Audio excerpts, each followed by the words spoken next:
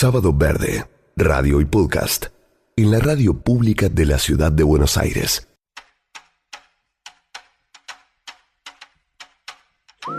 Vivimos tiempos de gran conmoción emocional, básicamente por los cambios, por la disrupción de la cual somos parte en prácticamente todos los campos, en nuestro modo de vivir, de alimentarnos, de vincularnos, de concebir y criar a nuestros hijos. El mundo que vivimos era un mundo impensado, por lo menos para la mayoría de las personas, hace 20 o 30 años.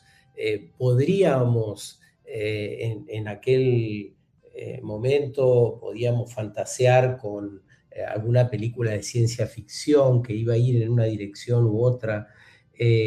Sin embargo, pareciera el presente, lo hemos visto en este fragmento del programa, en el destrato al suelo que nos alberga, en algunas decisiones que van contra la vida, no solo de las personas, sino de los ecosistemas.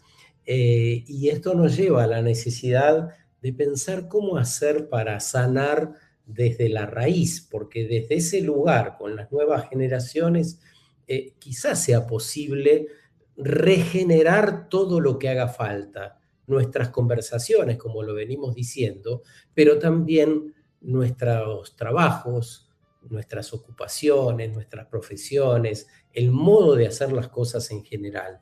Hay un libro muy interesante, muy claro para entender, de Brenda Trócoli, que se llama El nudo invisible, y vamos a hablar con ella, que es especialista justamente en crianza, además es puericultora, y además es una de las referentes de crianza más importantes de Argentina, da talleres, seminarios, conferencias. Nació en Buenos Aires, es coach ontológica y está esta mañana con nosotros para intercambiar un poquito acerca de esta necesidad de sanar desde la raíz y por qué hace falta esto. ¿Cómo estás, Brenda? Buen día. Muy buenos días, Sergio. ¿Cómo estás? Muchas gracias por este espacio. Bueno, en tu libro, en algún lugar, hablas de que no hay desarrollo personal si no hay desarrollo colectivo. Esta idea es la que venimos trabajando a lo largo del programa desde que arrancó. Sí, exactamente. Me parece muy importante tener en vista esto, sobre todo en tiempos donde está muy vanagloriado, ¿no? Esto de desarrollarse personalmente, de que siempre es con uno, de sentirnos completos. Y si bien esta idea puede tener muchos matices muy positivos en relación a nuestro desarrollo personal, creo que no hay que perder de vista que somos seres vinculares, que nosotros nacemos para estar interconectados con otros y que indefectiblemente necesitamos del otro para estar en regulación emocional. Por una cuestión biológica, primero porque el contacto es parte de nuestra regulación emocional y segundo porque no podemos ser inertes a lo que está sucediendo alrededor nuestro para construir nuestra tranquilidad. Entonces es muy importante que empecemos a pensar los vínculos, cómo nos movemos y cómo actuamos en pos de esta idea de que somos seres vinculares naturalmente, por más de que nos quieran hacer creer hoy en día, por ejemplo, de que los chicos hoy que nacen muchas veces dicen, bueno, están naciendo chicos que son nativos digitales, que tienen que ver más con esta era más de la tecnología, y eso no pasa por arriba de nuestra primera identidad, que es el vínculo. Sí o sí el vínculo porque nacemos de otra persona y ya desde ahí necesitamos al otro para sentirnos completos. Claro, y además siento, Brenda, con variables desconocidas. Hacíamos alusión hace un rato que Netflix estrena en 15 días un documental sobre lo que implica en las parejas el uso de plásticos cercanos, el ingreso de microplásticos al organismo Ujú. y cómo esto afecta a la fertilidad. Fíjate que Esto hace 100 años no ocurría. Nosotros el plástico lo tenemos incorporado en nuestra vida cotidiana todo el tiempo. Eso es algo que otra vez vuelve a afectar y nos hace reconsiderar, ¿no? Sí, totalmente. Y empezar un poco a tomar conciencia de estas prácticas, esta como un montón de otras que empezamos a normalizar, pero que no tienen nada que ver con nuestra naturaleza, ¿no? Hay algo de todo el tiempo querer poner algo nuevo a nuestra forma de vivir, a nuestra forma de vincularnos, a nuestra forma de habitar el mundo, que nos va alejando de nuestro diseño original. Y yo creo que ahí se empiezan a ver problemas. Bueno, esto que mencionás claramente tiene que ver con la caída de natalidad que estamos atravesando, que obviamente no solo tiene que ver con estos factores quizás que tienen que ver más con esta parte de los hábitos, sino por un montón de cuestiones, entre ellas esto del individualismo que hablábamos hace un ratito, que van como alimentando esta cuestión de ser cada vez más individuales y en ese individualismo también afecta la reproducción. Pero sí es increíble cómo el modo de estar en el mundo va cambiando y nos va alejando de nuestro diseño original y eso no es gratis, eso no es inconsecuencia. Y creo que muchos de los problemas actuales que vivimos tienen que ver con ese alejamiento de lo que en realidad somos y Mm. necesitamos como seres humanos. Vayamos a ese diseño original y a esta necesidad que expresás en tu libro con tanta claridad de revisar nuestras propias heridas emocionales para que no se proyecten después con el vínculo que vamos a desarrollar con nuestros hijos. ¿Podrías abundar sobre esto?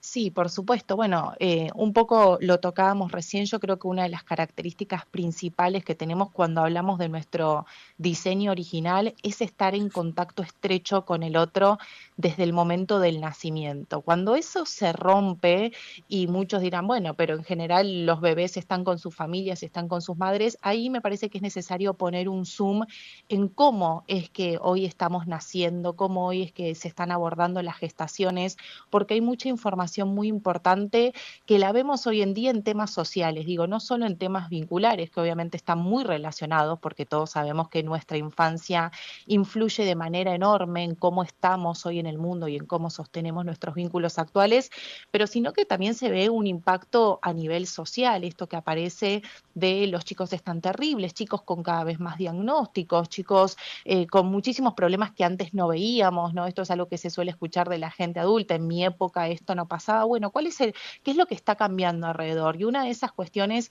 son las formas de nacer, son las formas que tenemos hoy de criar. Hoy estamos frente a la terciarización de la crianza como un modelo normal y estable de vida de la mayoría de las familias, sobre todo en zonas urbanas, ¿Qué y eso está implica afectando eso? mucho, ¿no? ¿Qué implica la tercerización de la crianza? Y delegar las tareas de cuidado desde edades muy tempranas. Hoy en día, cada vez más, por una necesidad que también te digo es sistémica y es de un sistema económico que empuja cada vez más a eso, las mamás y los papás tienen que buscar terceras personas para que se hagan cargo de las tareas de cuidado mientras ellos salen a producir, ¿no? Mientras se dedican a la productividad. Entonces acá hay que poner un doble clic también en cómo esto está funcionando, porque hoy ese es el modelo normal de la mayoría de las familias, pero esto tiene un costo altísimo. ¿Por qué? Porque nos estamos alejando de ese diseño original.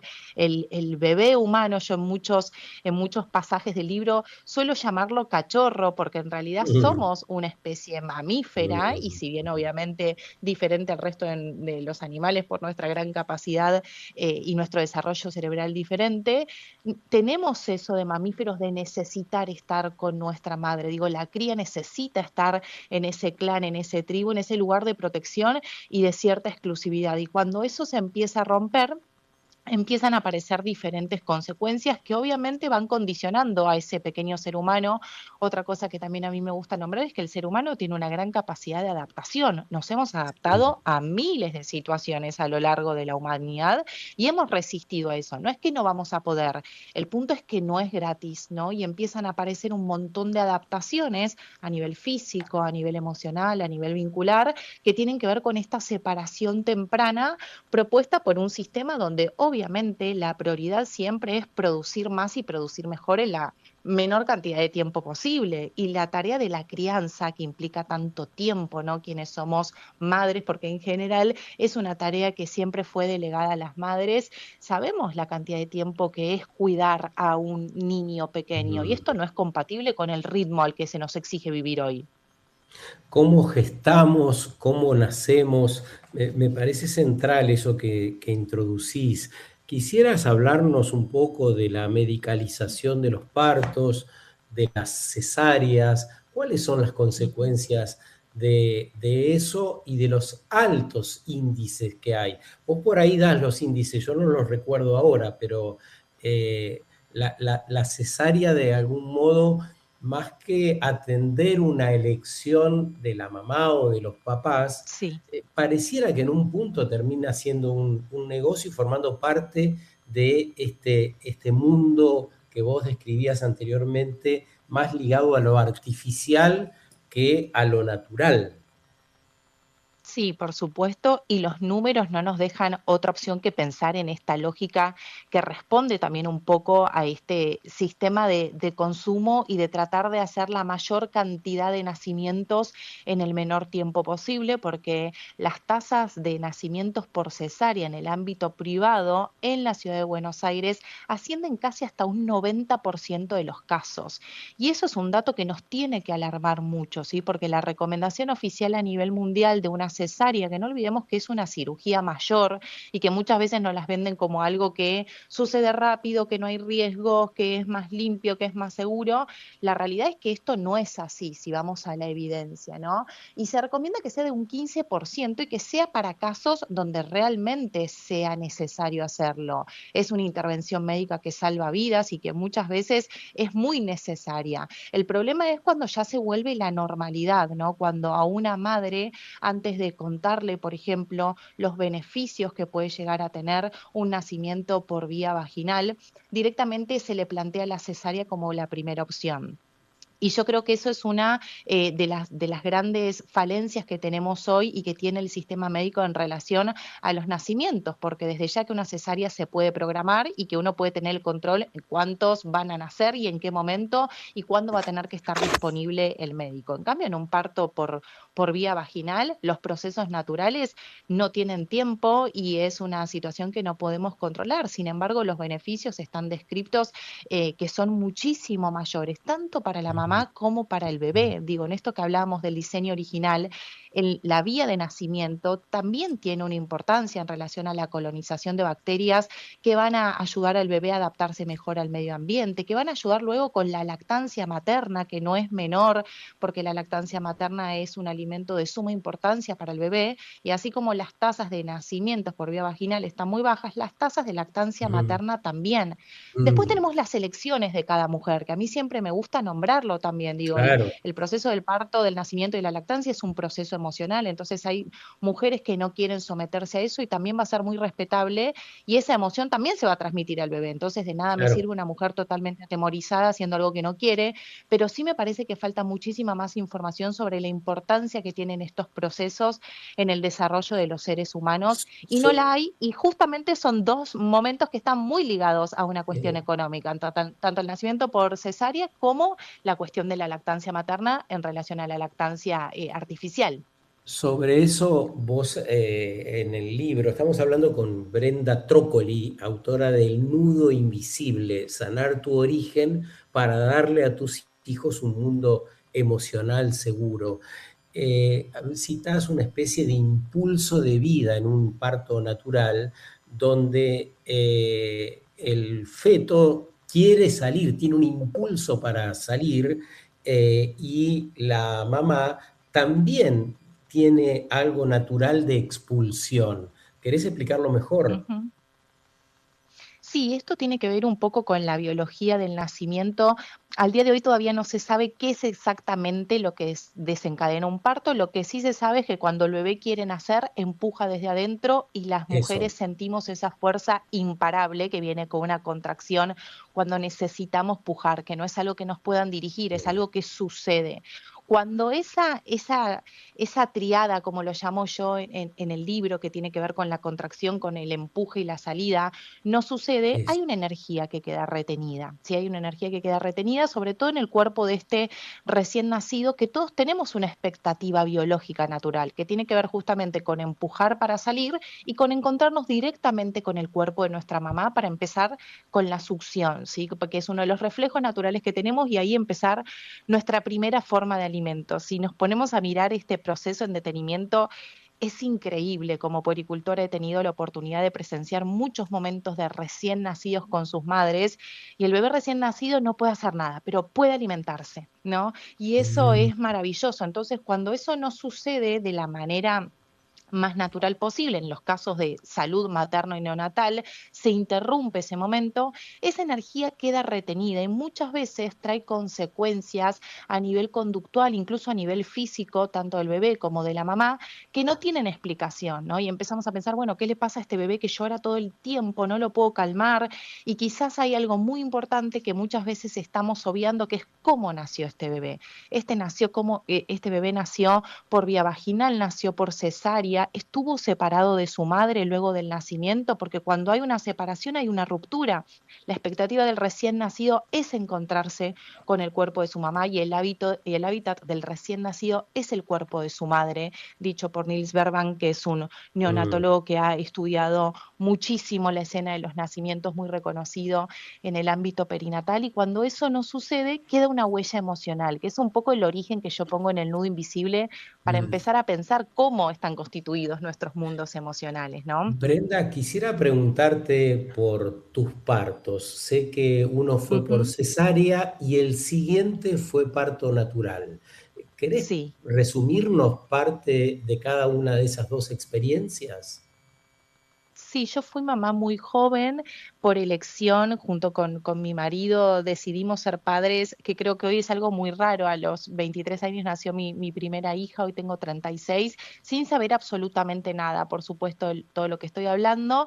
Y mi hija nació por cesárea, gracias a Dios, nació sana y yo también estuve bien en ese momento, pero sí vivimos una situación de violencia obstétrica que un poco la cuento en el libro con más detalle, que tiene que ver básicamente con la vulneración de derechos de la mamá y del bebé. Y esa situación fue tan disruptiva, más allá de que terminó en una situación de salud para las dos, que me impulsó a indagar un poco más en lo que significaba nacer, además de que la lactancia no fue interrumpida por cuestiones que están llenas de mitos. Digo, las mujeres enfrentamos muchos mitos en relación a la lactancia, que no vas a tener leche, que tu bebé es muy grande, que mejor darle una mamadera para que duerma más. Y todo eso no solo beneficia al sistema económico que sostiene esto, sino que atenta contra el desarrollo de los bebés y también de las mamás que deseamos hacerlo, ¿no? Porque así como Claro. nombre las mamás que no lo desean, también estamos las mamás que deseamos entregarnos a esa tarea. Y me sumergí en el mundo de la crianza, de la puericultura, como bien vos nombrabas, me recibí de puericultora y ya para mi segundo embarazo también investigué la posibilidad de que un parto es lo recomendado aún teniendo una cesárea, ¿no? Que es un dato que a mí en su momento me llamó mucho la Sí, atención.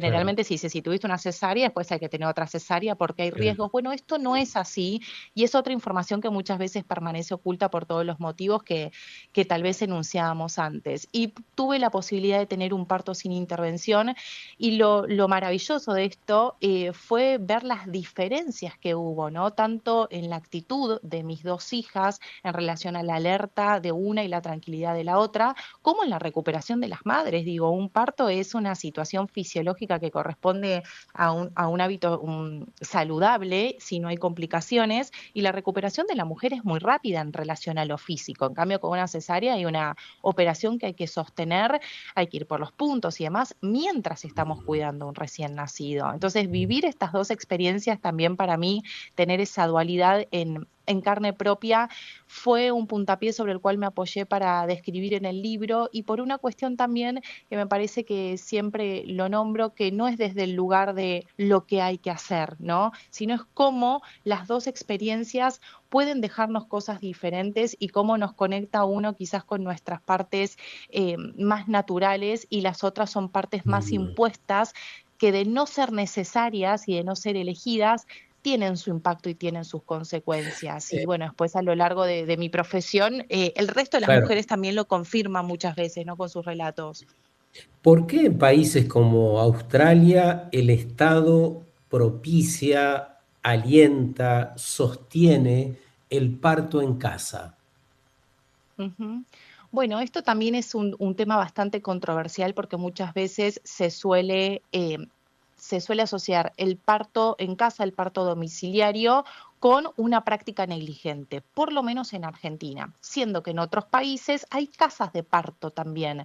Que las casas de parto son como si estuvieses en tu casa, sin la necesidad de estar en un ambiente hospitalario cuando no lo requiere. Obviamente que el embarazo tiene que cumplir con ciertos requisitos para poder tener un parto con ese nivel de asistencia que no requiere complejidad. Pero lo que se observa en los estudios es que cuanto más tranquilo sea el nacimiento y más casero, y poniéndolo entre comillas, en relación al ambiente emocional Mm. que la mamá transita en el momento del nacimiento, mejor va a ser para el bebé, porque el bebé que nace con un estado de alerta y que nace en una situación muy extraña, la cual la madre está percibiendo como extraña, va a alterar sus niveles de estrés, va a subir su cortisol, va a impedir que regule su temperatura corporal, va a dificultar la lactancia. Digo, hay un montón de consecuencias asociadas al estrés dentro de este momento del nacimiento que se podrían disminuir con intervenciones de muy bajo costo y eso podría ser muy beneficioso para los bebés y para las mamás. Entonces hay muchos países que instan mucho a esta instancia de tener partos en casas de partos e incluso que sean en el agua también, ¿no? El parto en el agua, esta transición que sea más amable desde el útero de la mamá donde el bebé está en el líquido amniótico y que ese pasaje sea menos brusco, porque es uno de los mayores miedos que tienen los bebés al nacer, el cambio brusco de ambiente. Entonces disminuir esos impactos hace que la bienvenida a la vida sea mucho más amorosa. ¿Y por qué le damos tanta importancia a esto? Porque es la base de nuestra estructura emocional, el momento en que nacemos, mía, tuya y de todos, por más que no nos acordamos cuando somos grandes.